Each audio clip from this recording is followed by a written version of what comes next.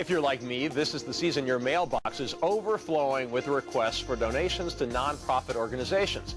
Soon you'll start seeing representatives of organizations like the Salvation Army as you walk down the street, and you may feel overwhelmed. With so many outstretched hands, how do you decide what to give and to which charity?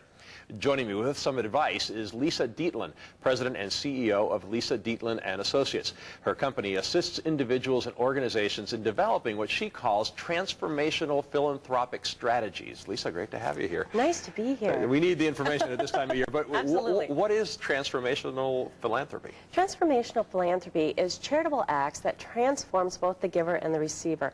What I realized through my years of working is that oftentimes one or the other doesn't feel transformed. Either the donation isn't spent the way the donor wants it to be spent, or the organization doesn't know who the donor is, says, gosh, do we bug them again? I mean, they gave us $2,500, $5,000. Do we just leave them alone till next year? And neither one of them have a good experience. So we try to help both nonprofit organizations and individuals have a better experience in their philanthropic activities. So as you focus on this more effective charitable giving and receiving, at this time of year when these end-of-the-year appeals seem to be just cascading upon absolutely. you, how does the average person then go about deciding, okay, well, to whom should I give? Well, we always recommend that you do a couple of things. First of all, look at where you're currently giving your dollars. Throughout the year, most of us give charitable dollars away. We just don't wait until November or December. Some of us do, but most of us don't. So look at what you already gave away, and does that move your heart? And do an assessment. Then second, look at what do you value. If you're giving to children's organizations, but you really care about the environment, maybe you need to shift some of your philanthropic dollars or spend some on children's organizations and on the environment. And third, check them out. Check out the organizations. You know, I always recommend that you pick up the phone, you call, you go meet with the individual who's running the organization. And a lot of people say, yes, I can do that. And some people say, I can't do that, Lisa. I'm so busy. And I often say to them, then let your fingers do the walking. Go to the internet. Check out these organizations on the internet. Because it's a good way of actually getting to know the organization you're giving to make sure that they're doing things that you want done with your money. But also, you know, we saw this week with a front page article in the Tribune, a huge charity that getting millions of dollars coming in and really not that much actually going to charitable endeavors. And is there a way of sort of figuring that out?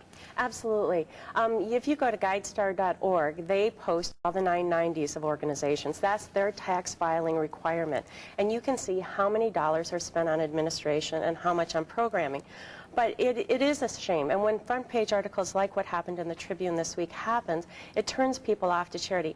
Fortunately, there are 1.5 million nonprofits out there, and most of them are doing a really good job. You're right. An article like that can scare people away from giving.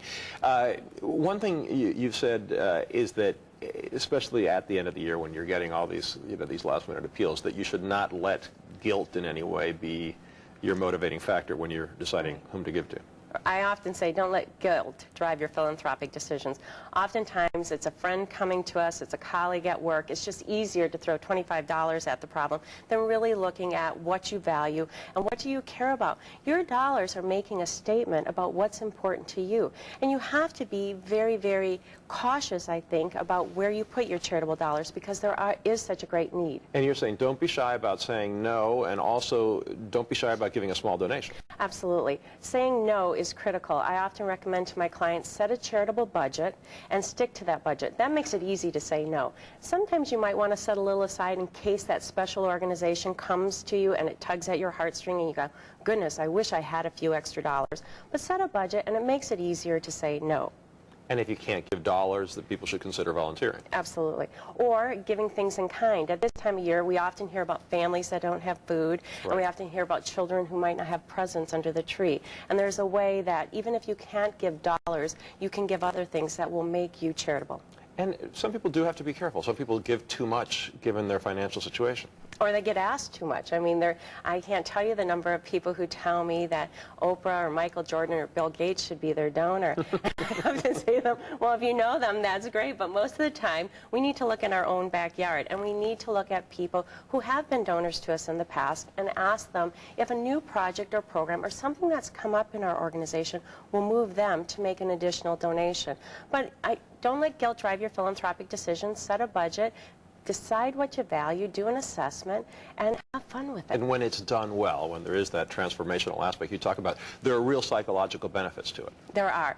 People feel good. All of us here in the country that we live in, that we're so blessed with the generosity and the wealth that we have, want to give back. Especially post 9/11, Antonio, everybody wants to make a difference. We woke up that day, and after Katrina, we woke up and we said, where is my life changing somebody else's? How is what I'm doing affecting the world?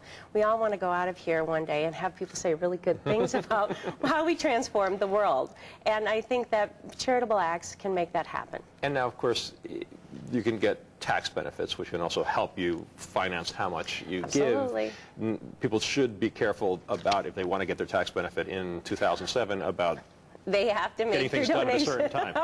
They have to make their donation by December 31st at 11:59 p.m. That means that the donation has to be there. If you're, going to the office, obviously, or the organization, you can give that donation up to that time. And some organizations do stay open. A lot of us mail a check, and you have to make sure both the check and the envelope are postmarked before December 31st, 11:59 p.m. And of course, if you're going to do a credit card donation, you want to make sure it's posted to your statement before that time, 11:59 p.m. And we often recommend, if you're going to do a transfer of stock or securities, give yourself a week for it to be processed. All right, a lot of good information, Lisa. Thank you so much for coming in. Thank you for having me. As Lisa mentioned, GuideStar.org is a good resource for determining the legitimacy of charitable organizations. We have provided a link at CBS2Chicago.com.